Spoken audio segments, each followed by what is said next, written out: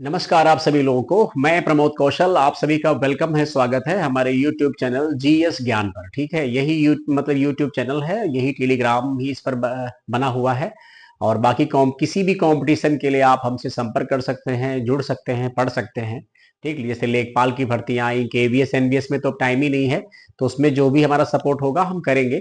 एक हमने इकोनॉमी का छोटा सा टॉपिक लिया है, ज्यादा बड़ा नहीं, बट इससे क्वेश्चन मोस्ट इंपॉर्टेंट है, मतलब क्वेश्चन आता ही आता है इससे, है एमएसपी। ठीक है, एमएसपी का कई बार फुल फॉर्म भी आता है ना। फुल फॉर्म क्या होता है? Minimum support price. Minimum support price. ठीक है, मिनिमम सपोर्ट प्राइस, न्यूनतम लागत मूल्य ना। ठीक है, मिनिमम सपोर्ट प्राइस।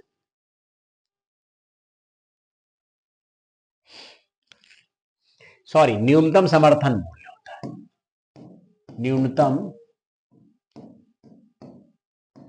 समर्थन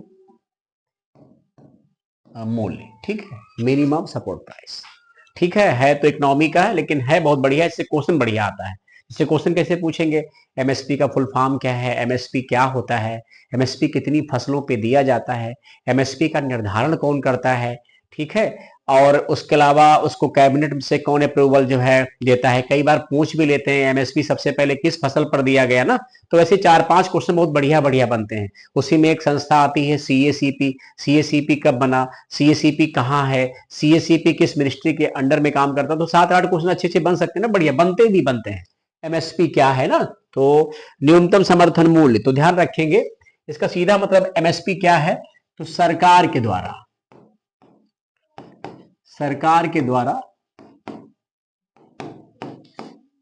किसान की फसल पर दिया गया उचित मूल्य एमएसपी कहलाता है। एमएसपी कहलाता है। ठीक है, दिया गया उचित मूल्य एमएसपी। बात क्लियर हो गई ना। इसके बाद क्या है?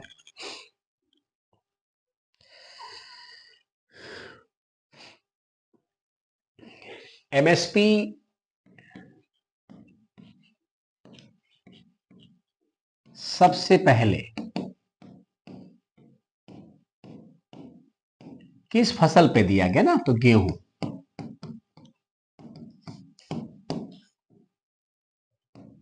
व्हीट पे दिया गया कितना? 54 रुपी पर क्विंटल। ठीक है, ये चीज को ध्यान रखेंगे हम लोग ना। और ये बात कब की है? 1966 और 67। उस समय ग्रीन रेवोल्यूशन को बढ़ावा दिया जा रहा था, और एक प्रकार से आप देखेंगे तो इंडिया और पाकिस्तान वॉर की मतलब वजह से थोड़ी देश में प्रॉब्लम भी थी खाद्यान्न की ना। तो जाहिर सी बात है, ये सब चीजें उसी समय लागू की गई, और उस समय इनकी सबकी रिक्वायरमेंट थी। ठीक है, एमएसपी ना।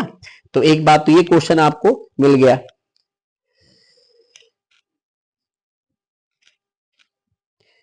तो एमएसपी का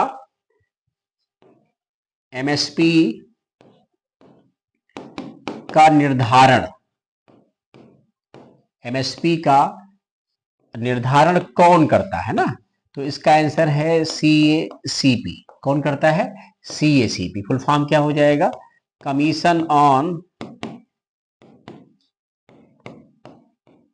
agriculture cost and price. Commission on agriculture cost and price. ठीक है, ये डेवलप हुआ 1965। पहले ऐसा नहीं रहा होगा। ठीक है, कृषि मूल्य लागत आयोग। ध्यान रखेंगे, बहुत क्वेश्चन इससे आता है कि एमएसपी का निर्धारण कौन करता है। तो ये क्वेश्चन अक्सर एग्जाम में आता है, तो ध्यान रखेंगे सीएसीपी। ठीक है, सीएसीपी करता है। और ये किस मिनिस्ट्री में आता है? मिनिस्ट्री कौन सी हो जाएगी? मंत्रालय। एग्रीकल्चर ना, ठीक है, एग्रीकल्चर, ठीक है, एग्रीकल्चर एंड मतलब वेलफेयर मिनिस्ट्री ना, कृषि एवं किसान कल्याण, एग्रीकल्चर एवं फार्मर वेलफेयर मिनिस्ट्री ना। इसके अलावा क्या पॉइंट है, एमएसपी कितनी फसलों पर ना, तो एमएसपी जो कैलकुलेट करते हैं या जो दिया जाता है वो है 22 फसलों पर, 22 क्रॉप्स है। कितनी क्रॉप्स है, 22 क्रॉप्स है। इसमें गन्ना नहीं आता, ध्यान रखेंगे, मतलब शुगर केन, शुगर केन मतलब गन्ना, ये कॉमर्शियल फसल है, इस पर एफआरपी दिया जाता है, ध्यान रखेंगे, ये भी क्वेश्चन आता है, गन्ने पर एफआरपी दिया जाता है ना।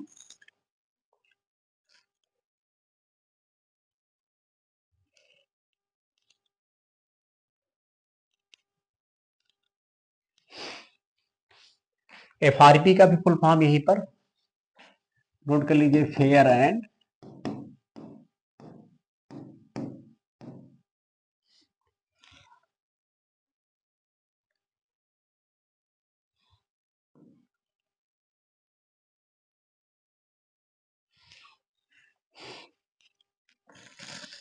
एक सेकंड,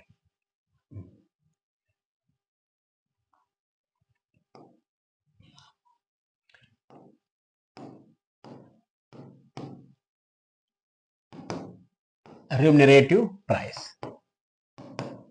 उचित एवं लाभकारी मूल्य, उचित एवं लाभकारी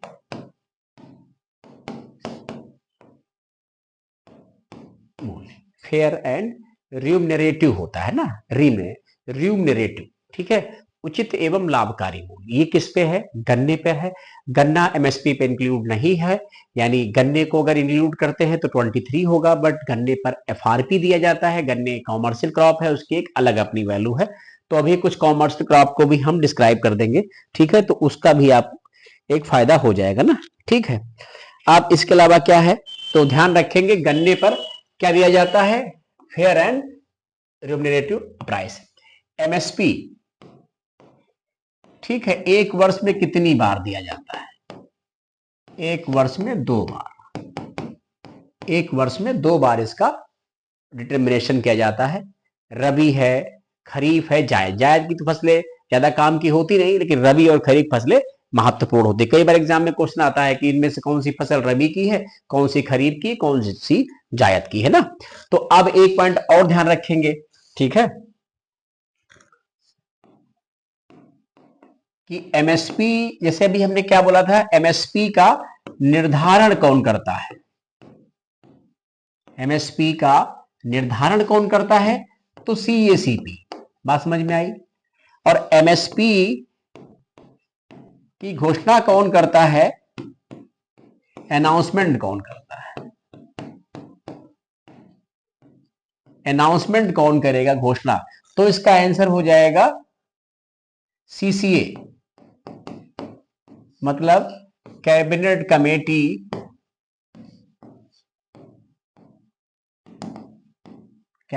कमेटी ऑन इकोनॉमिक अफेयर्स, आर्थिक मामलों की मंत्रिमंडलीय समिति, हिंदी में क्या हो जाएगा, आर्थिक मामलों की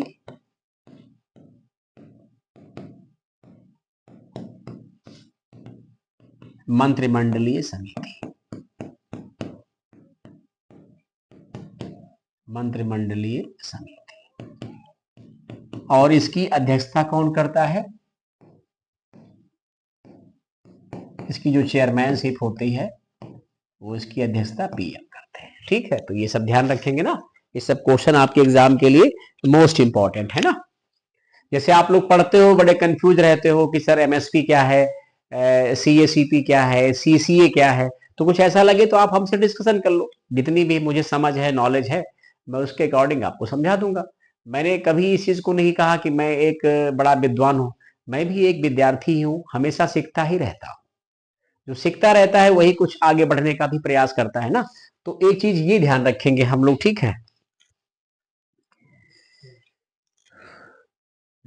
अब जैसे इसमें क्या है कि कभी एक क्वेश्चन आया, एक स्टेट है, इसको नोट करके आप पॉइंट पढ़ लेंगे, जिसका नाम है केरला।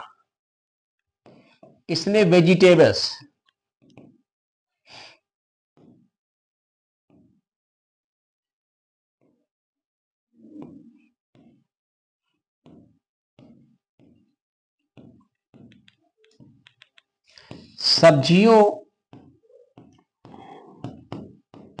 सब्जियों पर भी एमएसपी का निर्धारण किया।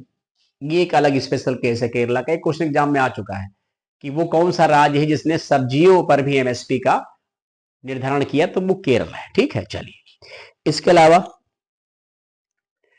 कुछ कॉमर्शियल क्रॉप की बात हो जाए जिनकी अर्थव्यवस्था में महत्वपूर्ण भूमिका होती है। कॉमर्शियल क्रॉप, कॉमर्शियल क्रॉप्स, वाणिज्यिक फसल, वाणिज्यिक फसलें, ठीक है, जो आपको एडवांस पैसा दे देती हो ना, ये बात है ना। तो कॉमर्शियल क्रॉप्स, वाणिज्यिक फसलें।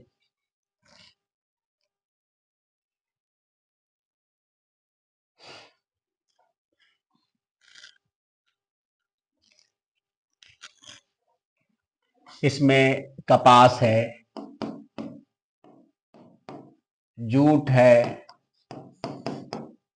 गन्ना है, चाय है ना, इससे बहुत सारे, कॉफी भी, ठीक, चाय हो गई, कॉफी हो गया, तिलहन हो गया, ठीक, इसमें सरसों का तेल हो जाएगा, ठीक है, मूंगफली का हो जाएगा, ठीक है। और इसके अलावा कपास हो गया, तिलहन हो गया ना, काफी, ठीक है, और तंबाकू भी आ जाएगा ना, तंबाकू, ठीक है, सरसों हो गया, मूंगफली हो गया, ऐसे ना, इनको कर सकते हैं ना हम लोग।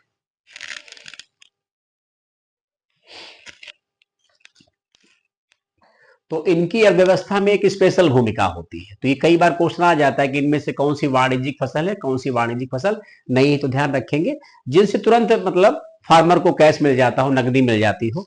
कपास है, जूट है, गन्ना है, चाय, और इनकी अर्थव्यवस्था में काफी भूमिका भी होती है, इनकी अंतरराष्ट्रीय भी डिमांड बनी रहती है ना, जैसे ज्वार, बाजरा, मक्का, चना, ठीक है, रागी, ठीक, कुछ मोटे जो है मतलब अनाजों में आते हैं, इनकी अपनी जो है मतलब वैल्यू है। तो ये ध्यान रखेंगे, इतना सा पॉइंट है। और ये आपको शायद, हमें लगता है जब आप ये छोटे छोटे वीडियो पढ़ेंगे तो इसमें समय भी कम जाता है, 10-12 मिनट में हो भी जाता है, और इससे आपको 1-2 क्वेश्चन मिल भी जाते हैं, ठीक है। चलिए, बहुत बहुत धन्यवाद, थैंक यू सो मच आप सभी का।